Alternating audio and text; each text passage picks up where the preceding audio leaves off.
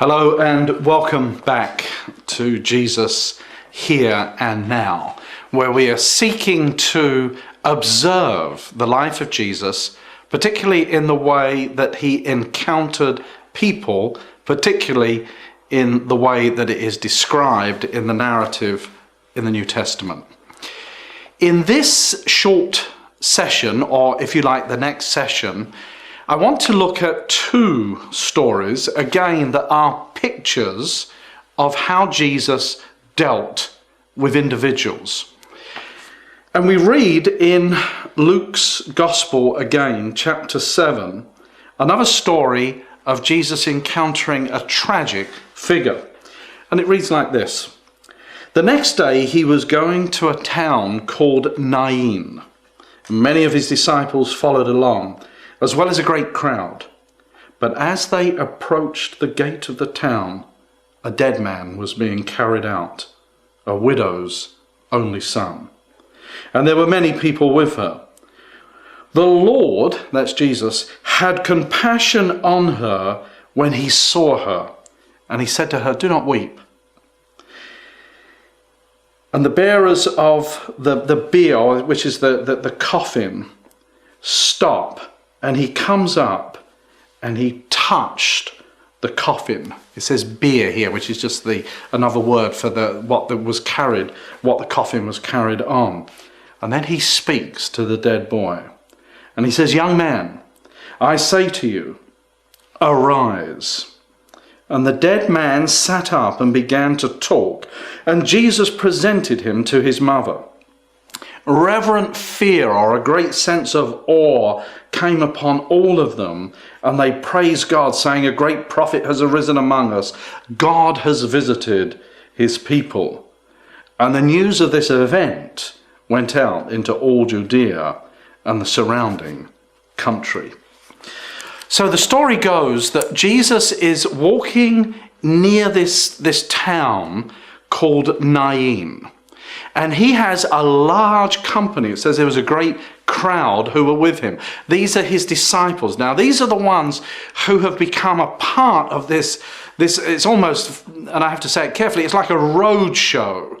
As Jesus is going from place to place, healing people, casting out demons, and occasionally raising the dead.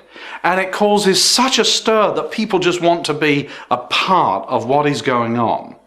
And as they're coming down into this city, there's a lot of laughter, there's a lot of joy, there's a lot of energy. And that's really true. Wherever Jesus is, there's a sense of freshness, there's a sense of life, there's a sense of joy.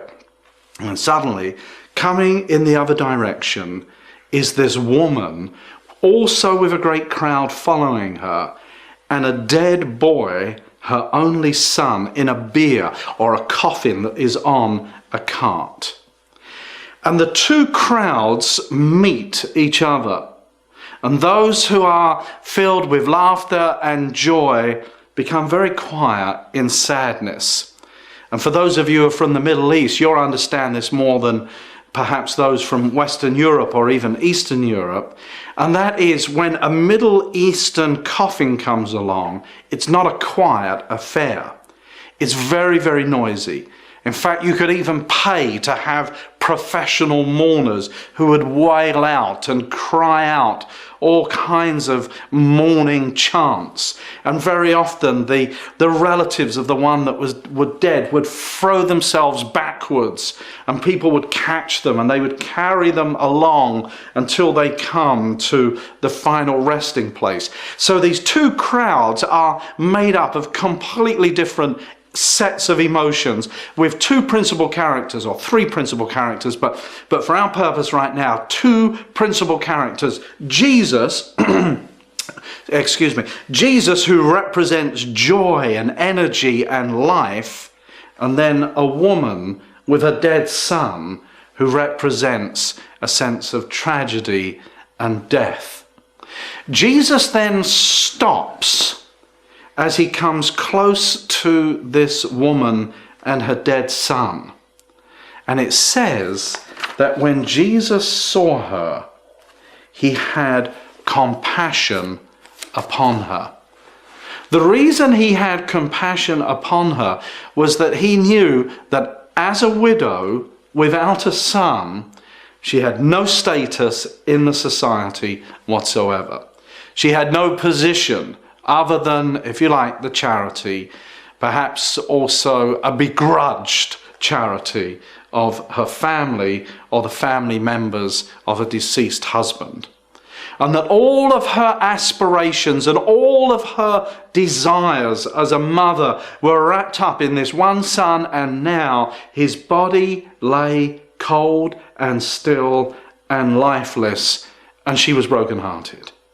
She was broken-hearted at the human level as a mum, as a mother who's lost her son, but also aware that her life effectively had come to an end because as a woman and as a widow without any children, particularly a son, she had no status whatsoever in the community.